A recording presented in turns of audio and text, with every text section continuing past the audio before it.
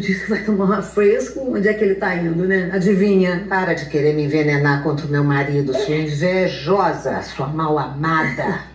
E não se esqueça que você só continua trabalhando aqui porque o Antônio quer. Por mim, você já estaria longe há muito tempo. Agora, você ainda pode acordar qualquer dia morta. E ninguém vai saber por quê. Isso. Sentada. Não se atreva a me seguir pra me ouvir. Gente.